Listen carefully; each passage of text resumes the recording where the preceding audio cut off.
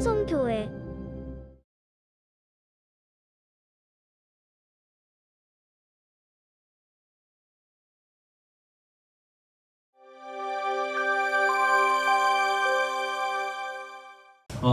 친구들 정말 반가워요. 근데 전도사님이 하나 걱정되는 게 있는데, 여러분 꼭 마스크 쓰시고 이렇게 많이 전도사님이 개인적으로 어떤 생각이 드냐면요, 하나님께서 우리 교회 이 코로나 사태 속에서 우리 아이들을 이렇게 많이 보내주시는 이유가 뭘까라고 생각을 해봤는데요. 함께 기도하면서 좀 알아갔으면 좋겠습니다. 우리 친구들 항상 건강 조심하시고, 언제 어디서도 마스크 꼭 끼시고 손소독하시고, 예배 오실 때도 항상 그렇게 만발의 준비하면서 왔으면 좋겠습니다. 자, 우리 계속해서 전도사님이 창세기부터 쭉 시작해서 우리에게 오시는 그 약속과 주님이 누구신지에 대해서 얘기하고 있습니다. 여러분, 성경은요, 누가 하나님이랑 같이 있을 수 있다라고 이야기하냐면요, 하나님과 같이 있을 수 있는 사람은 하나님이 어떤 분이라고 했어요? 하나님께서 완전하신 분이라고 얘기했어요. 그 완전하신 하나님과 사람이 함께 하려면 사람이 어떻게 되어야 한다고요? 사람도 똑같이 완전한 사람이 되어야 했어요. 그래서 완전한 사람만이 완전한 하나님과 동행할 수 있고 함께 살 수 있다고 성경은 이야기하고 있습니다. 하지만 모든 사람들은요, 완전하지 못했습니다. 아담과 하와로부터 시작된 그 죄의 삭은요, 하나님께서 먹지 말라고 하는 선악을 알게 하는 나무의 열매를 먹고 난 이후에 하나님께서 창조한 이 완전한 세상은 더 이상 완전하지 않게 되었고, 완전하게 창조되었던 우리 사람들도 완전하지 못하게 되었습니다. 그래서 죄의 결과로 사람은 죽지 않게 만들어졌었는데, 이제 죄 때문에, 죄의 결과로서 사람이 수명이 생기고 죽게 되었다라고 말씀드렸어요. 그래서 모든 사람은 누구나 할 것 없이 이 죽음을 피해갈 수 없다. 다른 말로 하면 이 죄의 결과, 죄를 피해갈 수 없다고 여러분들에게 말씀드렸습니다. 남자아이나 어린아이나 엄마나 아빠나 할 거 없이 모두가 사람으로 태어났으면 잘못을 저지르게 되어 있습니다.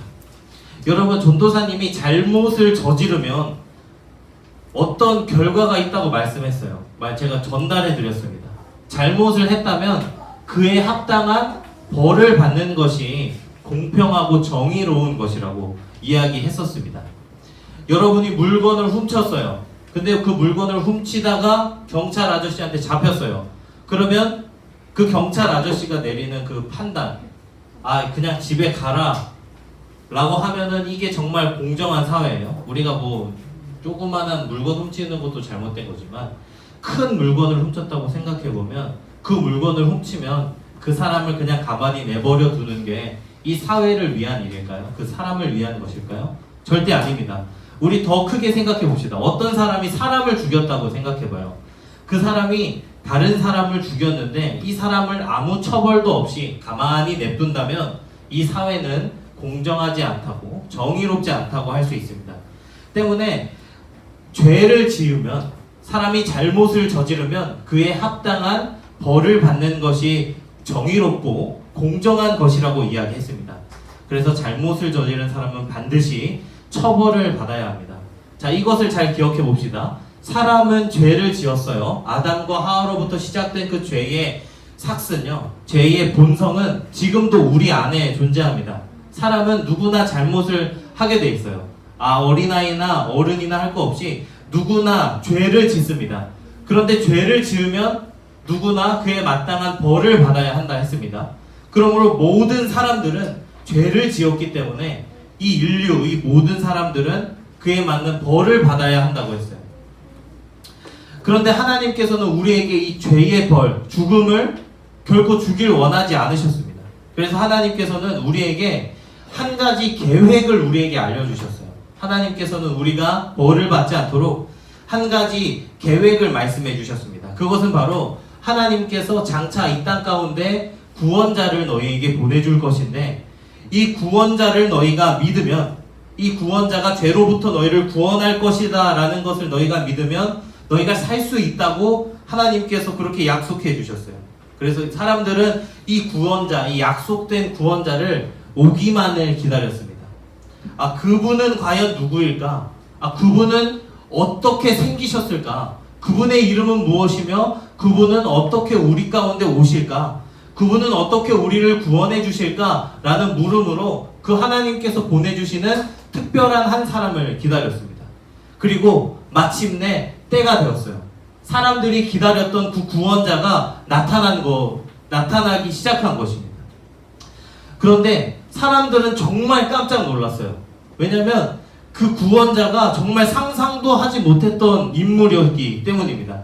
그 구원자가 누구였냐면 바로 이 세상을 창조하시고 이 세상을 만드신, 그리고 우리를 사랑하신 하나님께서 이 땅 가운데 직접 내려온 것입니다. 하나님께서 우리를 사랑하셔서 너에게 구원자를 보내줄 것인데 너희가 그 구원자를 기다려라 라고 했던 그 구원자가 누구였냐면 다른 이도 아닌 바로 하나님께서 직접 이 땅 가운데 내려오셨다는 것입니다. 그래서 하나님께서 직접 우리 가운데 오셨어요. 그래서 하나님께서는 이 땅에 오실 때 사람들에게 자기를 알아볼 수 있도록, 사람들이 나를 알아볼 수 있도록 사람의 모습으로 내려오셨습니다. 여러분, 하나님의 모습을 본 적이 있는 사람이 있을까요? 하나님을 본 적이 있고 만져봤고 눈으로 실제로 봤다고 하는 사람은 없습니다. 왜냐하면 하나님은 영적인 분이시기 때문이에요. 그런데 하나님께서 우리에게 우리가 알 수 있게끔 우리 이 땅 가운데 내려오셨습니다. 어떻게 내려오셨냐면 우리와 똑같은 사람의 모습으로 이 땅 가운데 하나님이 내려오신 것입니다. 그래서 하나님께서 태어날 때, 하나님께서 이 땅 가운데 오셨을 때는 우리와 똑같이 태어났어요. 여러분들 태어날 때 갓난아기로 태어났죠? 그렇듯 하나님께서도 아기로 태어났습니다. 그분의 아주 평범한 가정에서 하나님께서는 태어났어요. 그리고 그 가족들은 비록 평범했지만 이 태어난 그 아기는 결국 평범하지 않았습니다. 그래서 여러분들이 주보의 그림을 보면 그 태어난 아기에 대한 그림을 그려놓은 사진이 있어요. 그 아기가 평범하지 않다고 했던 이유는 바로 그 아기는 바로 하나님이시며 이 땅 가운데 우리의 죄, 우리의 죽음, 우리의 모든 것을 사해 주실, 구원해 주실 하나님 자신이기 때문에 아주 특별하다는 것입니다. 근데 하나님께서 이 땅에 태어나실 때는요, 병원에서 태어나지 않았습니다. 여러분들을 모두 병원에서 태어났을 테지만 하나님께서는 어디서 태어났냐면 말과 망아지들이 있는 마구간에서 그렇게 태어나셨습니다. 그리고 맨 먼저 그분을 찾아온 사람들은 양을 치는 목자들이 찾아왔었어요. 그래서 하나님께서 이 땅 가운데 오셨을 때 하나님도 이름이 있어야 되잖아요. 그 태어날 아기의 이름을 붙여야 되잖아요. 그 태어날 아기의 이름이 무엇이었냐면 바로 예수였습니다. 예수라는 이름은요, 어떤 뜻이 있냐면 하나님께서는 구원하시는 분이시다 라는 이름이 있습니다. 그래서 사람들이 알아볼 수 있게끔 하나님이 자신의 이름을 예수라고 짓고 이 땅 가운데 태어나셨습니다.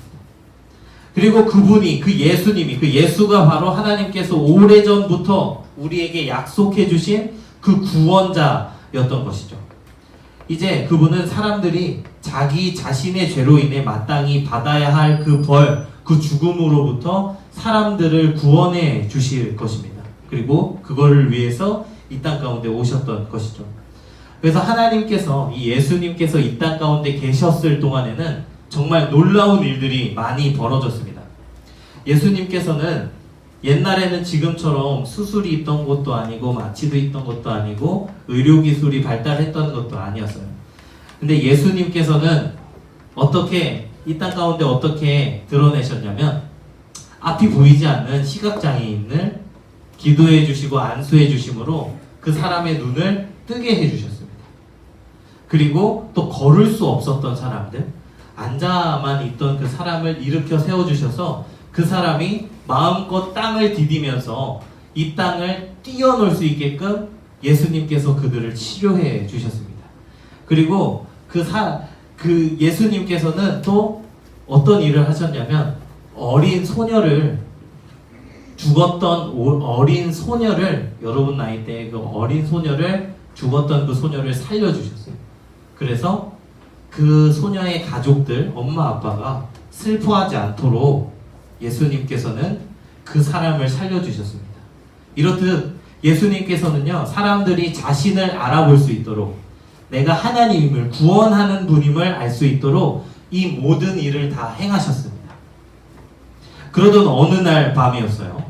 예수님께서는 자신의 제자들과 함께 친구들과 함께 배에 올라타서 다른 곳으로 이동하고 있었습니다.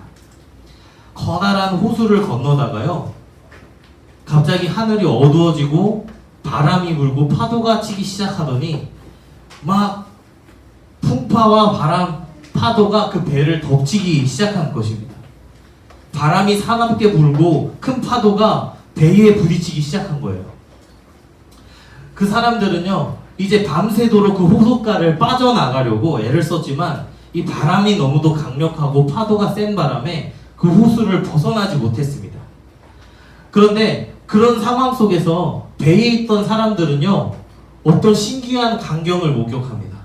어떤 걸 목격하냐? 사람들은 누군가가 물 위로 걸어오는 것을 본 거예요. 그래서 사람들이 그 파도가 막 일렁이고 바람이 크게 부니까 그 물 위를 걸어오는 사람을 누구로 착각했냐면 유령으로 착각했어요.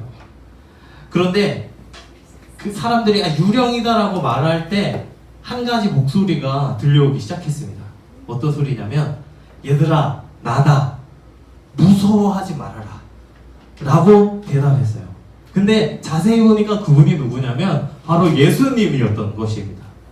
그래서 배에 있던 사람 중에 베드로라는 예수님의 제자가 있었는데요. 그 베드로라는 사람이 예수님께 이렇게 소리를 쳤습니다. 예수님이라면 제가 물 위를 걸어서 예수님께 갈 수 있도록 해주세요 라고 요청을 했어요. 정말 예수님이 맞다면 내가 물 위로 걸어서 당신께 갈 수 있게 좀 그렇게 좀 해주세요 라고 했어요. 그래서 예수님께서는 그 친구의 부탁을 흔쾌히 들어주셨어요. 그래 오너라 라고 말씀을 해주셨어요. 근데 정말 베드로는 이제 배에 발을 떼서 그 바다 위를 디뎠는데 정말 빠지지 않고 걸어가기 시작했던 것입니다. 근데 베드로는 이렇게 걸어가다가 물 위를 이렇게 착착 걸어가다가 예수님께만 향해서 예수님께로만 바로 걸어갔어야 했는데 그만 내 주변에 이렇게 파도치고 바람이 부는 것 때문에 너무 무서운 거예요. 예수님만 보고 걸어갔어야 됐는데 이 파도와 바람이 너무나 무서워가지고 그만 예수님을 못 보고 이 파도와 바람이 너무나 무서워서 그것만 보이기 시작한 거예요. 그래서 예수님을 보지 못하고 이 파도와 바람을 보는 순간 그만 빠져버린 거예요. 그래서 베드로가 빠졌어요. 베드로가 물 위에서 막 허우적대고 있습니다. 여러분 제가 저저번 주에 종수 얘기 들으면서 종수 아빠가 그 종수 구해줬던 물에서 건져내줬던 이야기 기억해요? 그때처럼 베드로가 이렇게 물에 빠졌어요. 베드로가 물에 빠져서 허우적대고 있어요. 베드로 스스로가 못 올라와. 수영을 못해. 너무 파도가 세고 바람이 세. 못 올라오는 거예요. 그 이제 의지할 수 있는 사람이 딱 한 사람밖에 없어요. 나머지 친구들은 다 배에 있고 물 위에 있던 한 사람이 있었습니다. 그분이 누구였다고요? 예수님이었어요. 이제 그럼 베드로는 어떻게 해야 했을까요? 베드로는 누구한테 살려달라고 요청할 수 있었죠? 예수님께 살려달라고 요청할 수 있었습니다. 여러분 여기서도 굉장히 중요한 키포인트가 하나 있습니다. 여기서도 베드로가 의지해야 할 것이 두 가지가 등장해요. 첫 번째, 베드로는 스스로를 구할 수 없다. 나를 구할 수 없다. 내가 여길 빠져나올 수 없다. 라는 걸 깨닫고 여기 보이는 그 예수님이 나를 살려줄 수 있구나. 이분이 나를 물에서 건져낼 수 있구나. 라는 걸 믿고 이제 예수님, 주님, 나를 구원해 주십시오. 라고 요청하는 한 가지가 있었고요. 다른 한 가지는 아무도 나를 구할 수 없어. 나는 망했어. 나는 죽을 거야. 라고 하면서 꼬로록 잠기는 이 방법 두 가지가 있었어요. 자, 여러분, 베드로가 선택했던 것은 무엇이었을까요? 베드로는 과연 누구를 의지했을까요? 포기했을까요? 아니면 예수님을 의지했을까요? 성경은 베드로가 예수님을 의지했다고 되어 있습니다. 그래서 베드로가 옳은 선택을 했어요. 자기 자신은 물에 빠져 죽을 수밖에 없었는데, 스스로 구원할 수 없었는데, 이제 나를 건져낼 수 있는 그 예수님을 의지하기 시작한 겁니다. 그래서 예수님께서는 베드로의 손을 탁 하고 잡아주셨어요. 그리고 그를 물 위에서 끌어내주셨습니다. 여러분, 이 얘기처럼요, 하나님께서 이 땅 가운데 우리에게 직접 내려오셨어요. 그리고 우리가 그 하나님을 알아볼 수 있도록 하나님께서는 사람의 몸을 입고 이 땅 가운데 내려오셨습니다. 그리고 그 예수님께서, 그 하나님께서는 사람들의 병을 고쳐주시고 여러 기적들을 보여주면서 내가 하나님이란 걸 알 수 있게끔 사람들에게 나타내 주셨어요. 그리고 그 하이라이트가 바로 오늘 얘기 드린 베드로의 이야기 속에 있습니다. 베드로가 물에 빠져 죽을 수밖에 없었는데, 아, 이제 나는 끝났구나, 죽을 수밖에 없구나 라고 했는데 보인 분이 있었어요. 나를 구원해 줄 수 있고, 나를 물 위에서 건져내 줄 수 있고, 나를 그의 크신 오른팔로 들어 올려줄 수 있는 그분을 의지하기 시작한 것입니다. 이렇듯이 사람은 스스로 구원할 수 없어요. 사람은 스스로 능히 일어날 수 없고 그 죄와 죽음으로부터 피해갈 수 없습니다. 하지만 우리를 만드신 하나님과 하나님께서 일러주신 방법, 너희가 이렇게 하면 살 것이다 라고 얘기했을 때 하나님께서 일러주신 그 방법을 사람들이 믿으면 살 수 있었어요. 그리고 그 분이 지금 진짜 내려왔어요. 예수님이 이 땅에 내려왔습니다. 이제 우리는 우리의 손을 잡아줄 그 구원자, 하나님께서 보내주신 그 구원자를 베드로처럼 의지해야 한다는 것입니다. 그 구원자는 바로 하나님 자신이었으며 그 하나님의 이름은 바로 예수였습니다. 그 예수님을 의지하는 것이 사람이 살 수 있는 유일한 방법이에요. 그러므로 우리는 베드로가 예수님의 손을 예수님 내 손을 잡아달라고, 나를 살려달라고 요청했던 것처럼 여러분들도 우리 스스로는 물에 빠져서 허우적될 수밖에 없어요. 하지만 하나님께서 보내주시겠다고 약속했던 그 특별한 한 사람 예수님을 여러분들이 손을 내밀어서 예수님 살려달라고, 예수님 나를 구원해달라고 요청하면 여러분들은 살 수 있는 겁니다. 여러분들 꼭 기억하세요. 예수님께서 우리를 구원해 주시려고 이 땅 가운데 내려오셨습니다. 그리고 그 구원자를 믿을 때만 우리는 진실로 하나님 나라에 다시 들어갈 수 있는 것입니다. 여러분 아멘 하세요. 진실로 그 이름을 믿는 사람들에게는 하나님의 자녀가 되는 권세를 주셨습니다. 여러분들 꼭 기억하세요. 오늘 말씀도 한 번 더 기억하세요. 처녀가 잉태해서 아들을 낳았는데 그 이름을 임마누엘이라고 했습니다. 임마누엘의 뜻을 번역해 보니까, 아, 하나님께서 우리와 함께 하신다. 너희를 버려두지 아니하시고 내가 너희에게 직접 내려왔다. 하나님 우리와 함께 하신다. 임마누엘이라는 약속의 이름으로 우리에게 오셨다는 사실을 우리 친구들이 꼭 기억했으면 좋겠습니다. 창세기부터 시작해서 예수 그리스도에 대한 얘기를 여러분들에게 쭉 들려줬어요. 그리고 다음 주가 그 마지막 종지부입니다. 여러분들이 기억하세요. 하나님께서 세상을 창조하셨다는 것부터 시작해서 죄가 어떻게 시작되었고 그 죄의 결과가 무엇이며 이 죄의 결과로 인해서 우리가 구원받을 수 있는 그 한 가지 방법, 그 구원자를 믿는 게 어떤 것인지 여러분들이 꼭 기억했으면 좋겠습니다. 꼭 기억하세요. 오늘 설교 꼭 기억하세요. 우리를 구원하시려고 하나님께서 이 땅으로 직접 오셨고 그분의 이름은 예수님이라는 걸 여러분들이 꼭 기억하고 그분을 의지하는 우리 교회학교 친구들 모두가 되길 주님의 이름으로 간절히 부탁드립니다. 아멘. 기도하겠습니다.